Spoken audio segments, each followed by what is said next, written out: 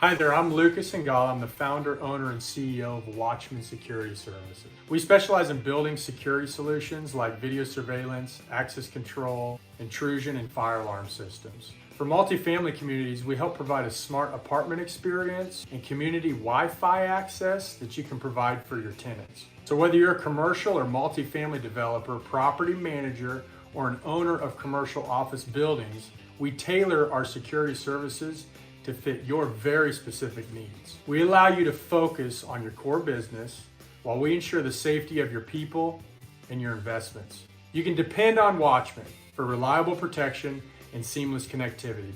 Visit our website at www.watchmankc.com or call us at 816-744-8900.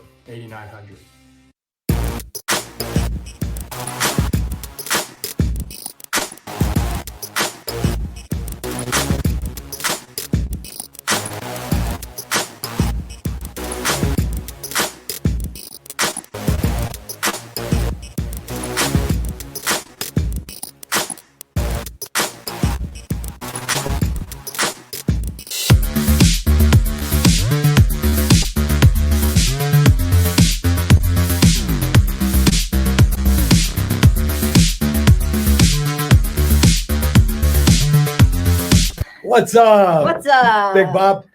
And we have a guest today.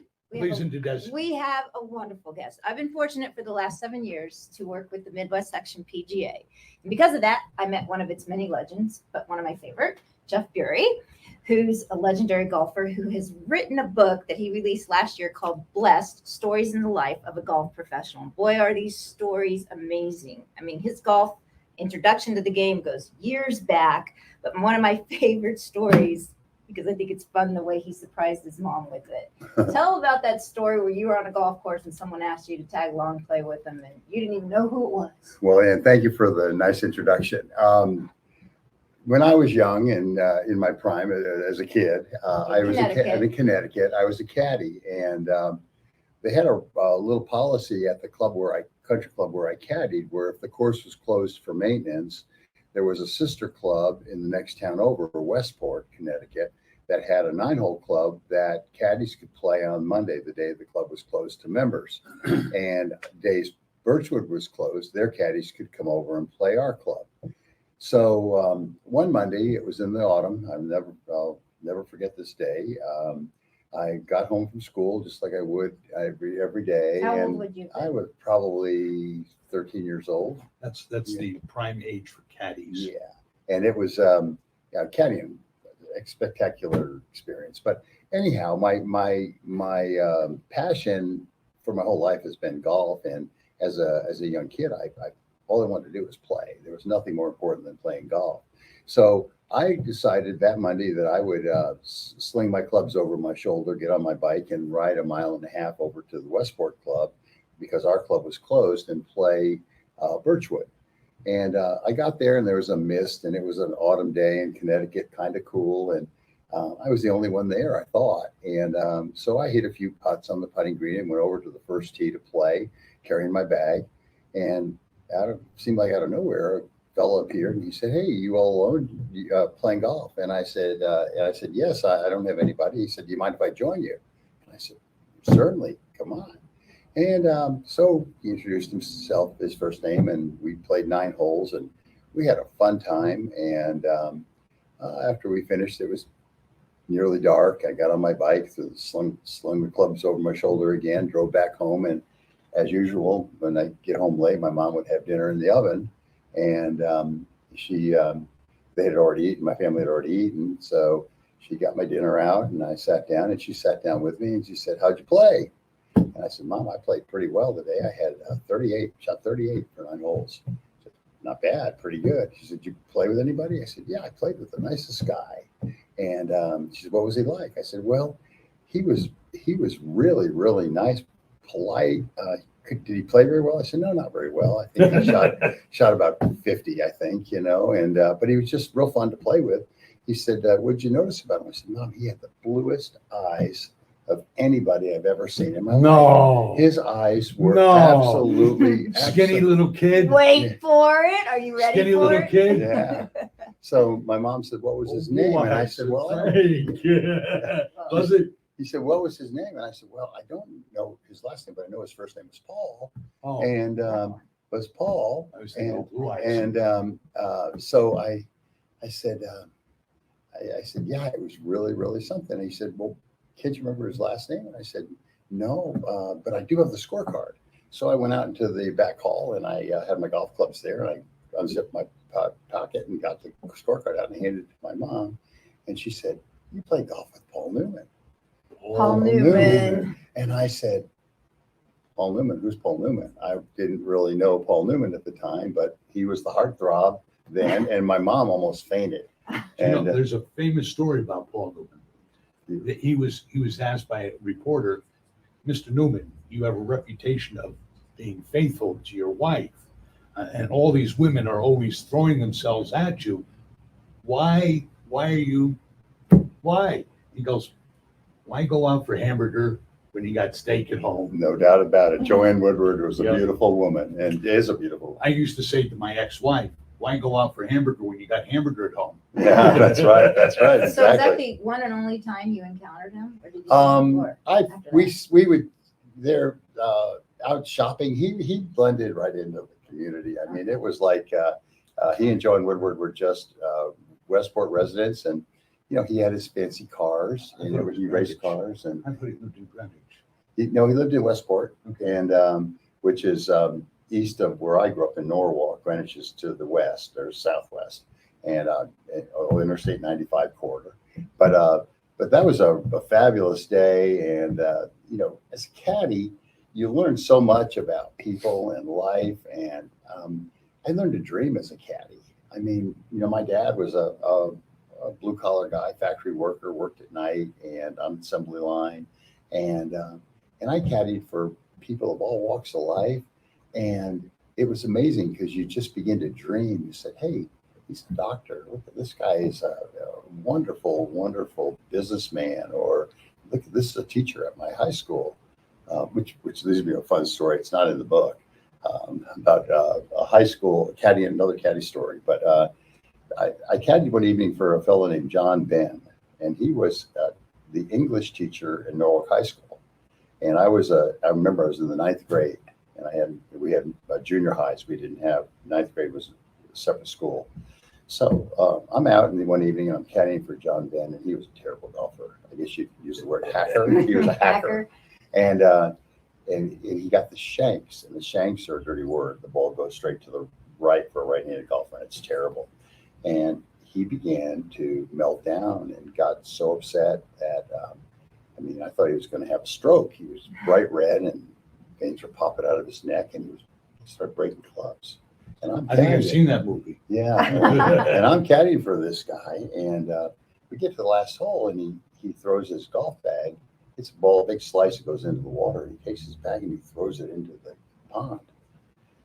And I go, what do I do now? I don't have anything to carry. So we both walk into the clubhouse, and he writes the ticket and gives me so I can get paid. And about 10 minutes later, he comes back to the caddy yard and he says, my keys are in my golf bag. Oh, no. And yeah. So I got an extra $2, I think, for going in the lake. And No. getting his How Yeah, but this was is it? 75 years ago. Yeah, almost. But anyhow, the ironic thing is I had him for English as my sophomore year in high school. And I knew that story. Nobody else did. And he knew I knew that story. So You were there. yeah, I You didn't witnessed know it the all. story. I witnessed You it were all. there. But he was really an excellent teacher, but not a very good golfer. Is there anybody in the golf industry you haven't met that you wish you had? I've never met Tiger. I've met Jack and Arnie, and a story about Arnie in the book. And I know Jack Nicklaus pretty well. I mean, here being with Tom Watson, icons. But I've never met Tiger. And I know a lot of people that have. He came to Pinehurst after I left multiple times. Matter of fact, he came to Pinehurst as I think a 13-year-old to play in one of the one of the junior championships, North and South. And he'd be fun to watch him play. I think who would I like to meet? Is Bob? Did you ever meet my golf instructor, Jug McSpadden? I met Jug multiple times. Jug played golf into his 90s, I Yes. want to say, and he still played. He says he was a PGA championship champion. He was invited to go every year. So before the PGA, he would come out to Wolf Creek and practice putting because our greens were faster than anybody's in town. And so I got to know him pretty well. What a legend. I mean, I what a know. legend. I mean, the Gold Dust Twins. I mean, Byron Nelson. He yeah. was my grandfather's best friend on the day that my grandparents were to get married, way back when. wow. He was best man, but he convinced my grandfather to go play a round of golf before the wedding. And my grandmother was so against it. She's going to be late, going to be late. They went anywhere, and guess what? They were late. They were late. Byron Nelson, Yeah. is he not the man who holds the most distinguished record in all of golf? Well, I would say, yeah, during when he won all those tournaments in a row during the war. 13 in a Yeah, row. yeah. Of all the records in all of sports, 100, Chamberlain's 100 points, Yeah. so-and-so's strikeouts, Cy Young strikeouts, games played, Ripken's game, Ripken's, all those right, games in a row. Tom Brady's national championships. Of all the records in all of sports, I think Byron Nelson's record is going to be the most difficult to ever match or beat. What's fun is if you talk to Tom Watson and about his relationship with Byron Nelson, it's incredible because Byron taught Tom a real lot and they became really, really close. And almost every time Tom talks about his past, Byron Nelson will come up. See, it's amazing because once you reach a certain plateau, you can only get better in small degrees. Yeah, But those small degrees are so meaningful in how far you separate yourself from the rest of the field. Yeah. I mean, when you're 13 years old, you can learn everything, but it still doesn't mean that much because you haven't gotten as high as the bar yet. Yeah. But once you've hit that bar of as high as you can go, to get those little smidgets of knowledge and experience from somebody else, Yeah. it is amazing. yeah. So who would your top foursome be of all time To to watch? To watch. Oh, Okay. you I'd would love be to in- watch Hogan, of course. Right. I think Hogan and Snead. I mean, there's a big argument. A lot of people will argue who was better, Hogan or Snead. And my mentor, Mike Crack, Crack said Snead the was. Snead was. Right. So Hogan, Snead, and I got to really get to know Sam Snead pretty well. I never met Hogan. So Hogan, Snead, probably Nicklaus and Palmer would be the foursome I'd like to watch. See, Palmer's there just for entertainment. Yeah. It's not like, Yeah. I mean, I went out to a seminar they put out at Loch Lloyd. Uh-huh. And they had the other great golfers there. I forget who it was. And they were making fun of Arnold Palmer Oh. like crazy. That baseball swing of yours, how could you ever get it to go anywhere straight? I mean, Right. they're busting his chops. Yeah. He must have been a world-class competitor. Well, to not have the technique and still be able to do what he did. to be the competitor he was and win the championships he did and hit the risk reward shots that he played. I mean, he had no fear. But then to also have the personality he had. I mean, if God made a person that really was the perfect PR person, that was Arnold Palmer. I mean, the king. He was the king.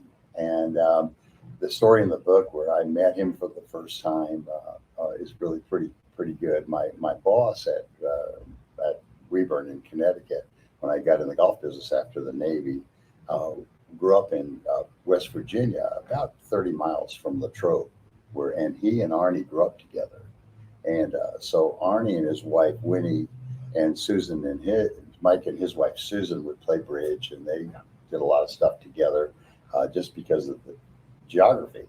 And but Arnie, when Westchester Classic was being played, or the Hartford Open, Greater Hartford Open, Arnie would usually come by Weyburn to see Mike. And I didn't know this relationship at the time because I had just started. And I'm out there getting the ladies' day started, and carts all loaded up and caddies assigned.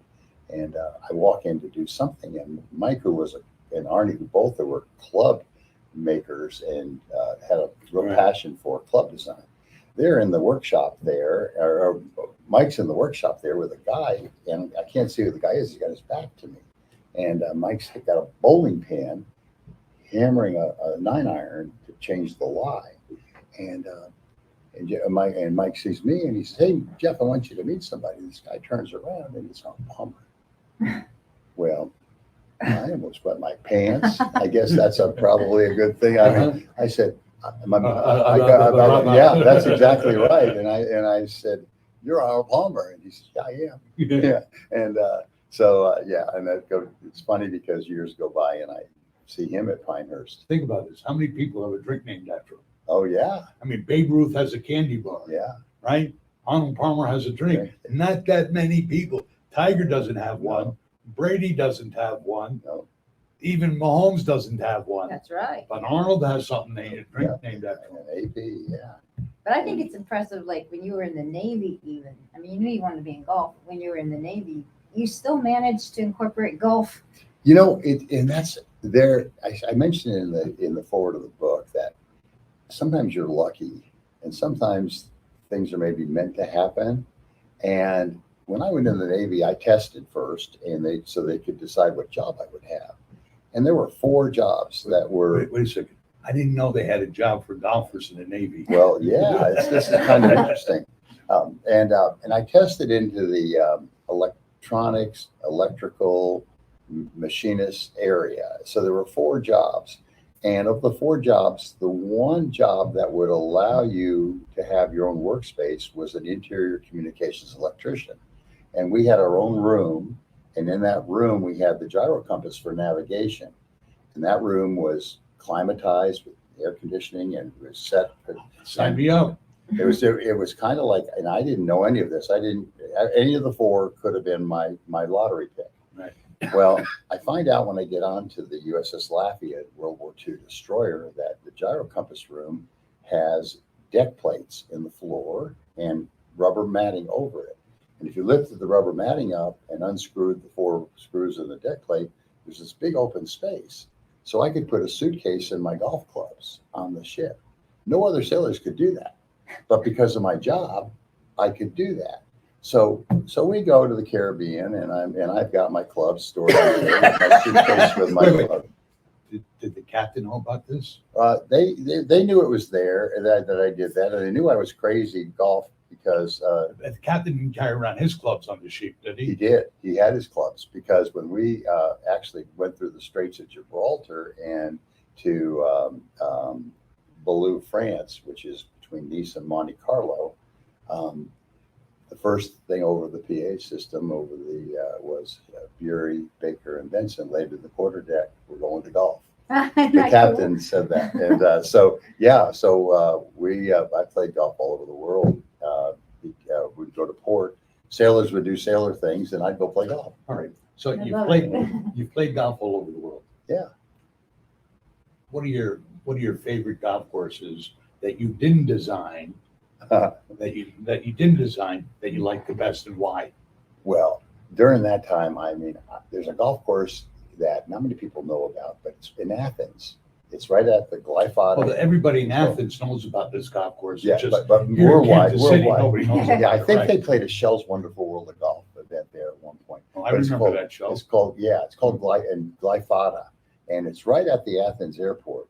And we had been at sea for 38, 40 days or something, and we pulled into port, and I got my golf clubs, and I had learned about this golf course. So I went there, and it was just manicured beautifully, and the greens were great, and it was just really, so that was one of my favorites. Played some unique courses in Malta, which is basically a desert rock.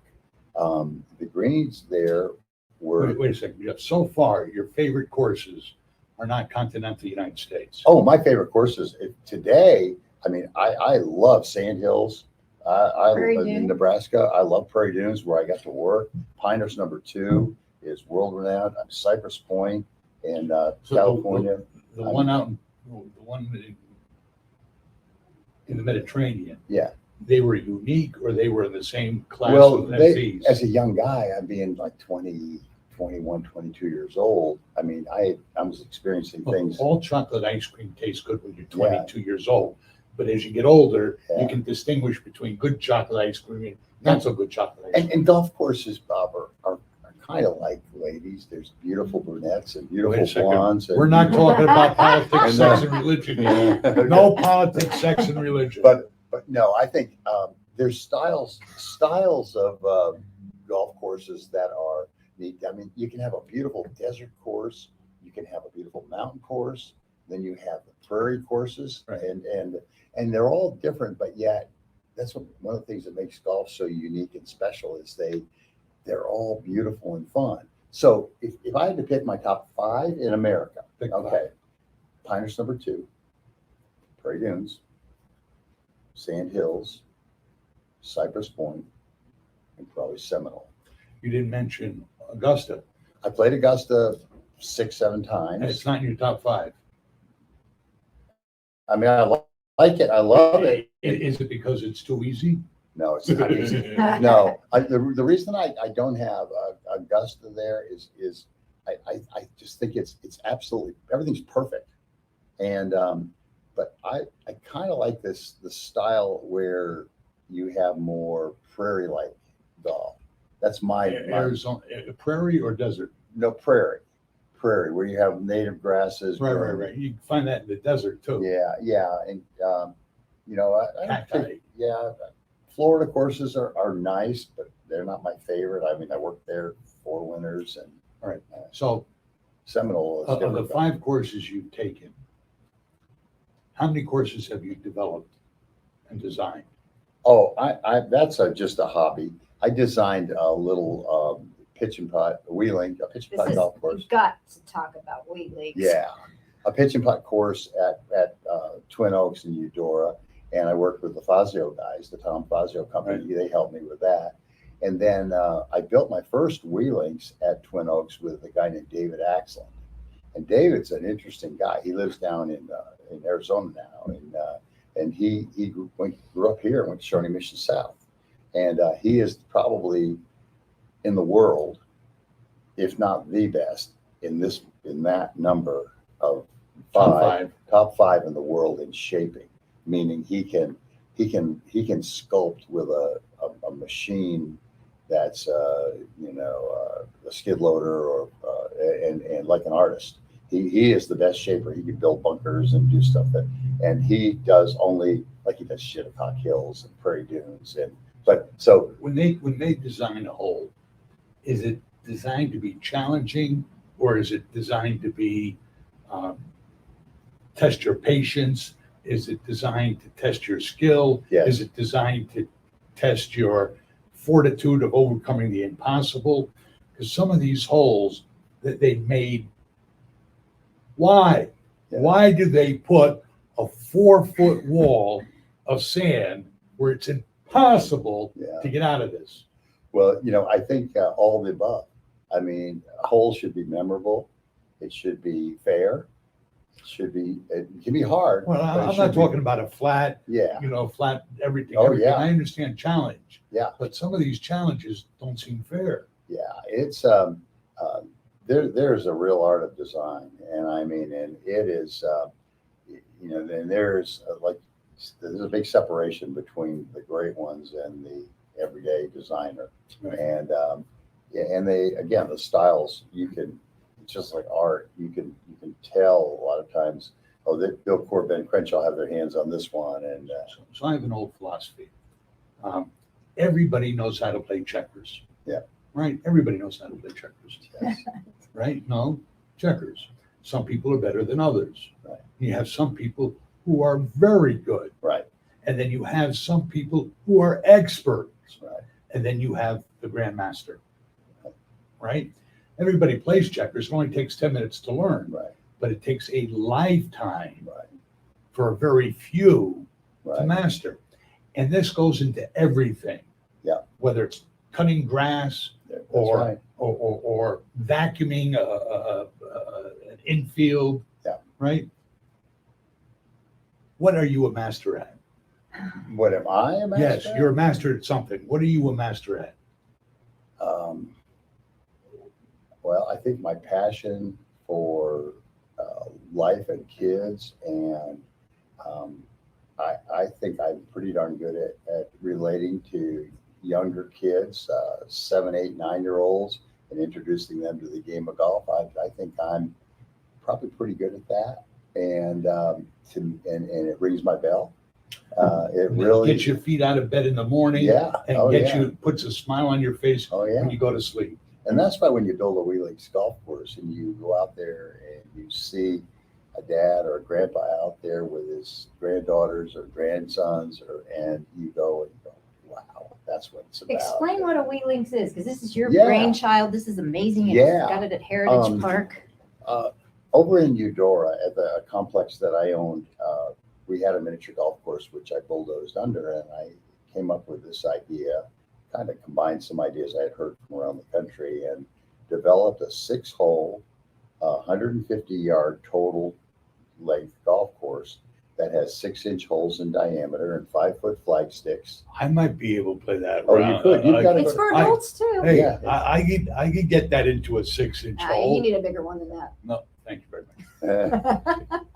And well, the fun thing is it's easy to, inexpensive to construct. It's easy to maintain, and it doesn't take a long time to play, and it's affordable. Regular equipment. You can play with regular balls. You can play with a limited flight ball, an almost golf ball, or a snag ball starting you at golf, which is like a tennis ball, and with big How plastic about a gloves. wiffle? Well, Golf wiffle? yeah, well, yeah, that would be the limited flight Right. category. And so the beautiful thing is, and this is something that Tom Watson and I've had a lot of discussion about, how do we get kids to learn to play golf? We get them to hit balls in practice, but how do we get them to love playing the game?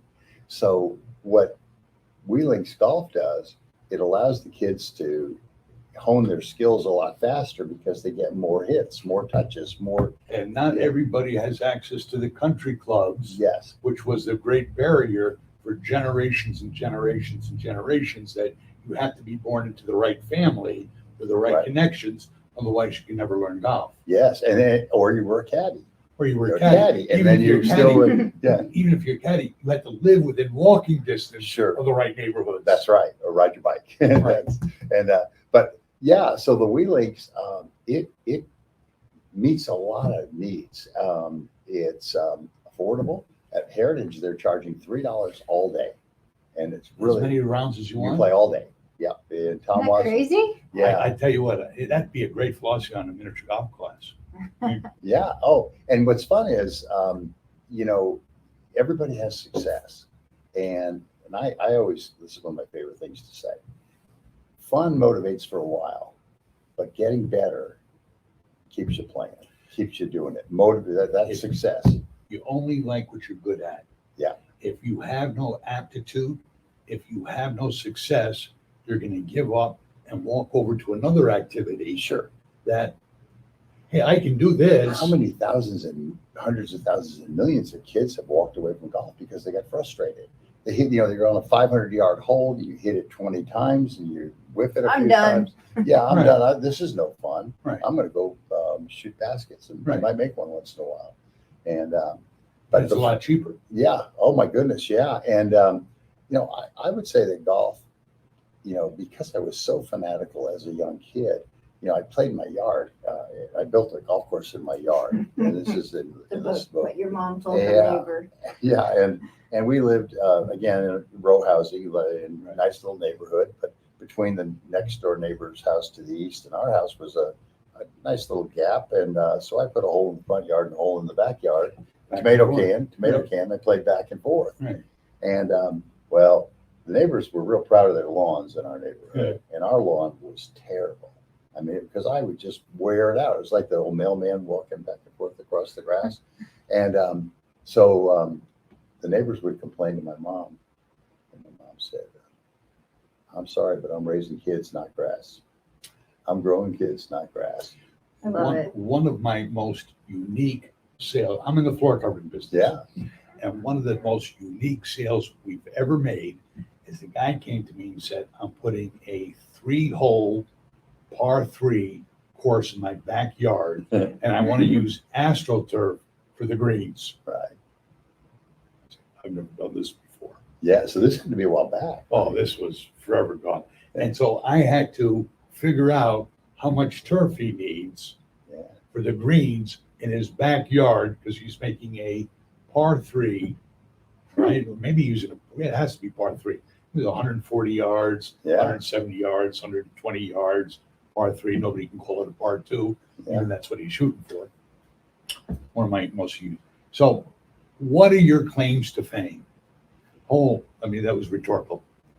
What am I playing? No. One of your claims to fame in the book is you have an in-depth, meaningful relationship with one of the 4 or 5 icons in the Kansas City metropolitan area, Okay, with Tom. Mr. Watson. To Yes, me. yeah. Mr. Watson to her. Hey, I've been on You- the phone with him a few times. You I may can call him you Tom. may call him Tom. I'm calling him Mr. Yeah. Watson, which, by the way, is a great segue to one of my biggest complaints. Reporters get on in front of Bill Self. They say, "Bill, what do you think of?" Coach, what do you think? Yeah. Damn Skippy, this man has been too successful to be referred to as Bill and not Coach Self. Andy Reid, right? They want to put a microphone in front of Coach Reid and say, "Hey, Andy, what do you think?" This man is too respected, too accomplished to be familiarized by just calling him his first name. It's a pet peeve of mine. Right. So I'm going to refer to Mr. Watson as Mr. Watson until Mr. Watson says I can call him Tom. That's part of my core values. That's who I was when I grew up. That's who I choose to be. Now you're Jeff.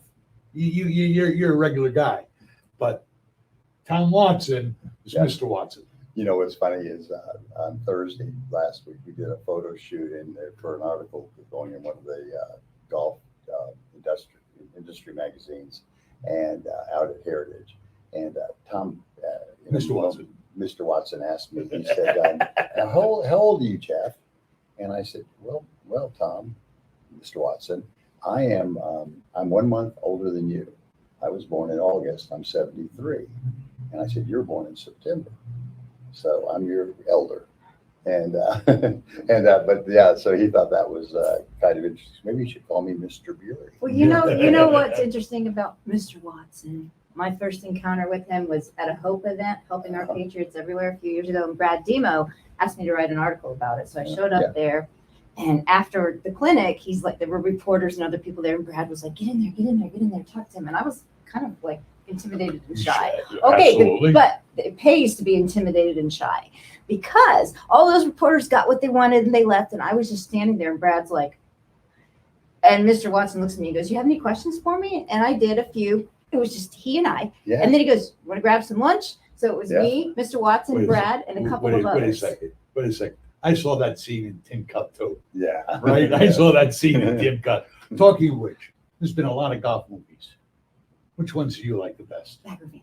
No. Oh, Caddyshack's always fun. I know Bill Murray pretty well. That's Okay, why, all right. and that's another whole story. I don't want to have Bill Murray. I want to hear But which. I like Caddyshack. I think I think it's just a classic. And although Bagger Vance is interesting, I like the greatest game ever played. The Kid in Francis New England. Ouimet. Francis What What was Ouimet. the Boston? one that Rick Grayson was involved with? Utopia. 7 Days in Utopia. That was David Cook's book, Golf's Ultimate Journey. And Tin Cup. no, Tin Cup's good. Oh yeah. You like that what it was that last hole where he keeps going for it and going Oh for it? yeah, and that's happened for real. I mean, Really? oh yeah, there are some players that are just. Somebody just recently made a 13 on a hole, and they did. It was similar to the Tin Cup deal, and I think they made. And it was on the 18th hole, and they didn't withdraw. They played the next day, and did make the cut, but.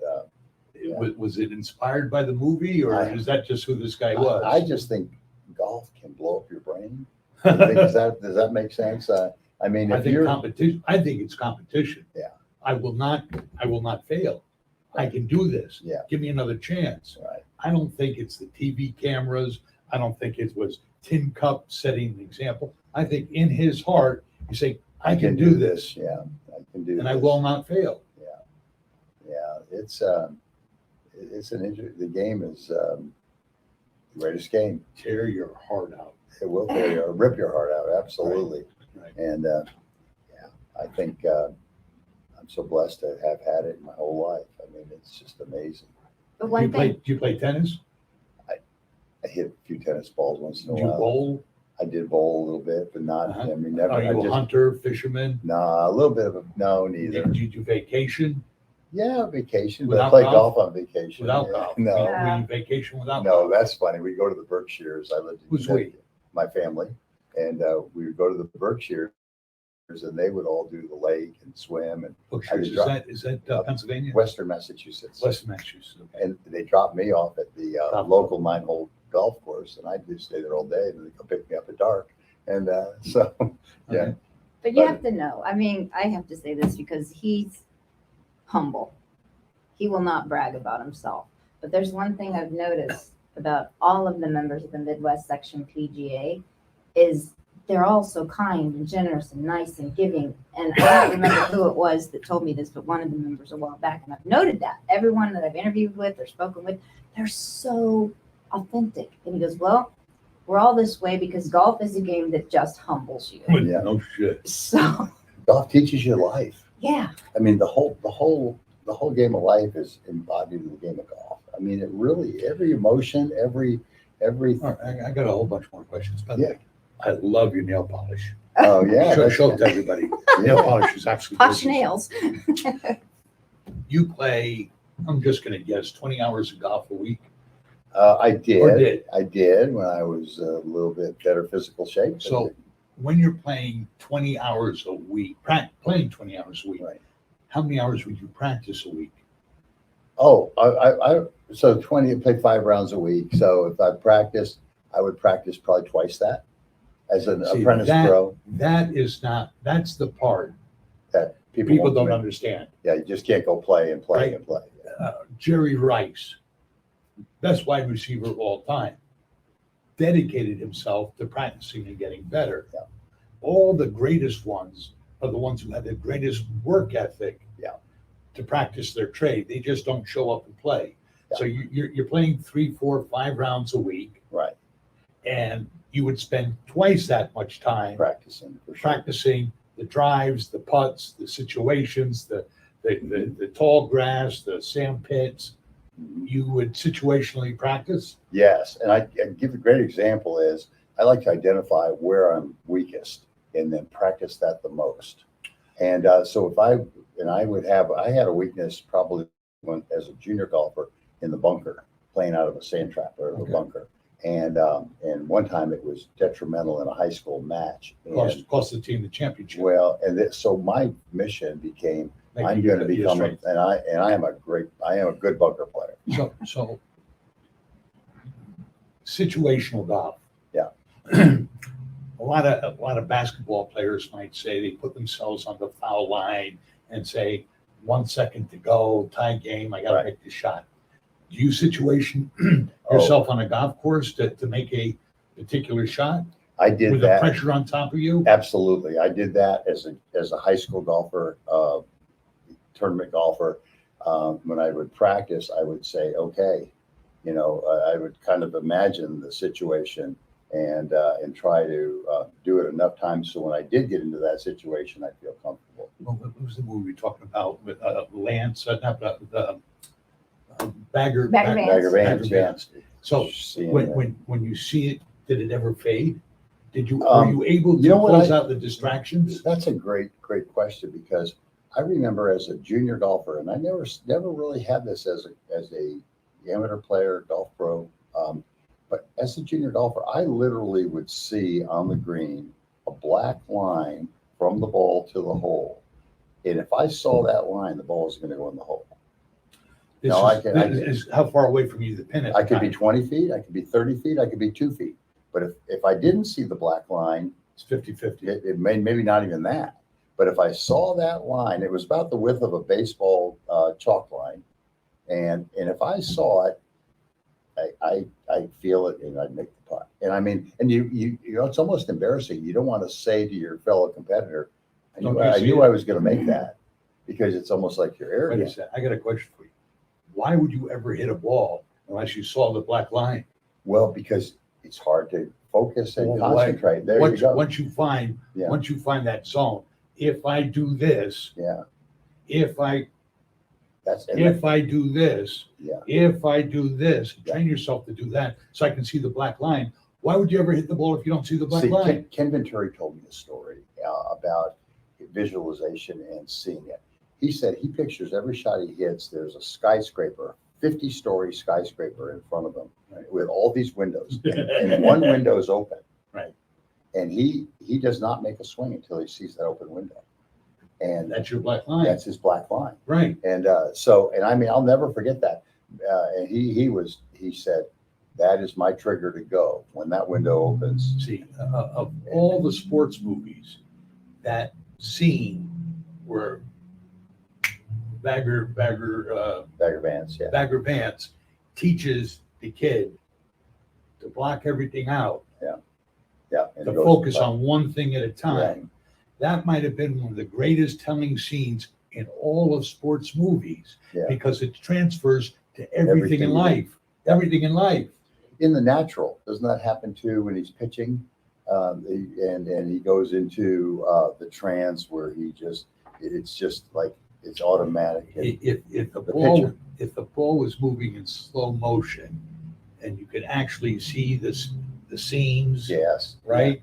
Because baseball comes so damn fast, you can't see seams, right? And he's doing it in slow motion. Yeah. Yes, same thing. Yeah. Same concept. Ted Williams would see the seams and see Right. them rotating. Right. Yes. Ooh, that's so, And by the way, George Brett, yeah. do Same you know George? No, It doesn't matter. That's your time. It's in the George- book. George Brett has more neck deformities than any man I've ever met in my life. And it is because he was one of the greatest baseball players of all time. Yeah. Because as you're swinging at the baseball and it's crossing the plate, your eyes are still making contact with the ball and your neck is all cut like anything because your head is going straight down. And that's why his neck almost seems deformed. But it's why he was the greatest hitter, Yeah. one of the great hitters of all time, because he actually kept his eye on the ball Right. until contact was made. Right.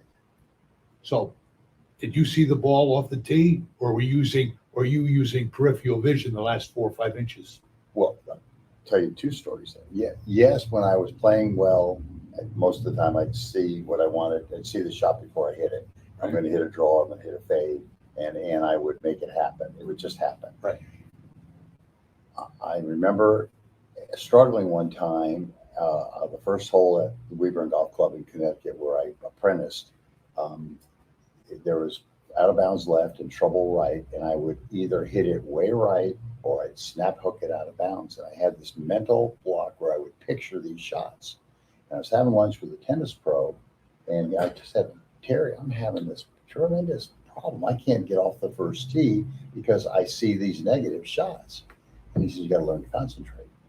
He said, you don't make the swing until you see the right shot. So there you go, Bob, right what you're saying, just what you're saying. And so anyhow, that was a great lesson. And again, it's easy to say that, but it's hard to.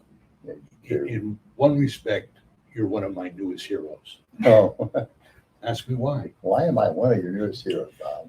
You have lived the most amazing life that you could have ever designed for yourself.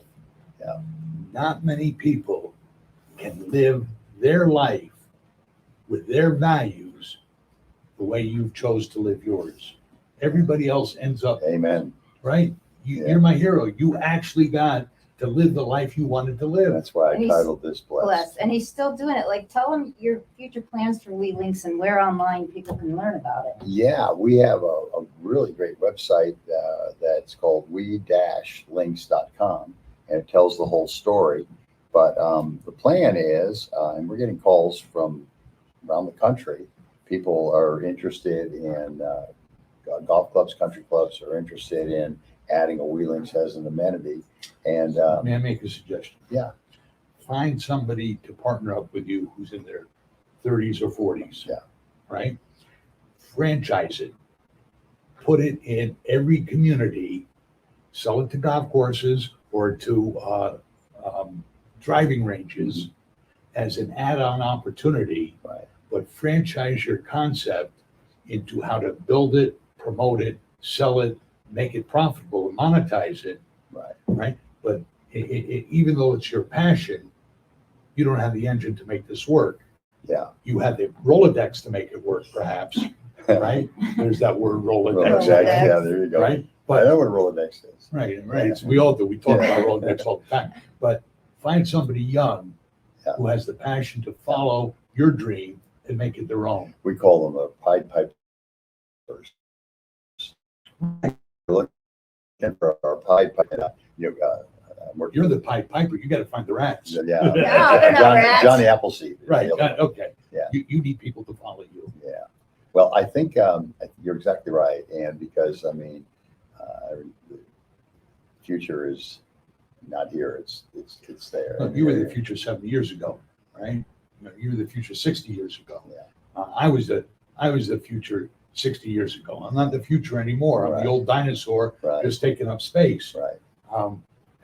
But I got two boys in my business with me who I'm going to let them have the platform, and hopefully they'll make it bigger. Yeah.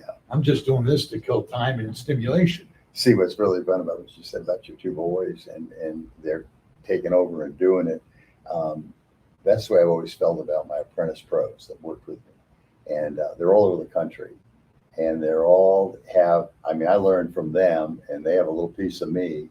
And I was at Oakwood today and the head pro there is one of my guys from years ago and doing a heck of a job. And I understand they remade that course and it's pretty nice. spectacular. Yeah, it's really, really good. Is it as good as any other course in town? Because there's Well, some nice courses. Oh, in town. yeah. Well, see, what's happened is all the courses have upped their game. I mean, from Competition. You want when I came, memberships? when I came in 81, I mean, there were no greens like Wolf Creek. And now pretty much if you don't have good greens, you're probably going to get a new superintendent. And they're good. Those guys know what they're doing. And yeah, there are so many great clubs. People ask me sometimes, what's your favorite club in town? And I mean, I would tell them my 9 wood, but yeah, I think, I think from yeah. Iron Horse, yeah. There are so many good golf courses and they're all, again, different, but I love Milburn and Mission and Kansas City and Holbrook's new, Shadow's great, Wolf Creek's wonderful. There's so many good ones. do you have any questions you want to ask him before we Well- wind this up? I want to know where people can get your book. Yeah, that's really good. The book is available through the Kansas Golf Foundation. And if you go online, just kansasgolffoundation.org, I believe, there's a drop down and it says get Jeff's book. All the proceeds from the book go toward junior golf programming. And we've raised over $50,000 with the book. I have not made a penny on the book, and that's not the intention. The intention was to help First Tee, Youth on Course, Midwest PGA Snag and School, Kansas Golf Foundation. And so, yes, please. And please check out. Are you ready for this? Jeff, will you give us some copies of your book so that if one of our thousands and thousands of listeners would like a free copy, we can mail it to them? Yeah, you give them the free copy, but then ask them if they would make a donation to the Kansas Golf Foundation. You ready for this? If you get the free book, you got to make a No, you contribution. don't have to, but Well, when you It would be Yeah. nice. Yeah, It would be we're not- nice. We're going to ignore your request unless you make a contribution. that's kind I of, think there's something in the back. Is there? that was for the pros. Okay, yeah. So is there something you want to tell our thousands and thousands of listeners about you, your life story, your mission that you want to share with everybody? Well, I want to thank you for having me and letting me vent a little bit, tell some stories. And I just would encourage everybody to try to play golf. If you haven't played, go out to Heritage Park, try the Wii Links. I think you'll be pleasantly surprised about how fun golf is. Where's where we live? At Heritage Park in Olathe Where's that? on Black Bob Road, right off of just south of 151st Yeah. Street. All right. How much does it cost? It's $3 all day, $3 all all day. day. all day. $3 all day. Yeah, And you get to play golf. yeah. And you might meet Jeff. Yeah, good chance you'll meet Jeff. He's And he's going to give you a free book. yeah. Right. They're If you mention you saw him on What's Up, Big Bob and Ann? what's up? What's up? What's Yeah. up? Thank Well, you. thank very you, much, Bob. brother. Thank You you, were Ann. absolutely spectacular.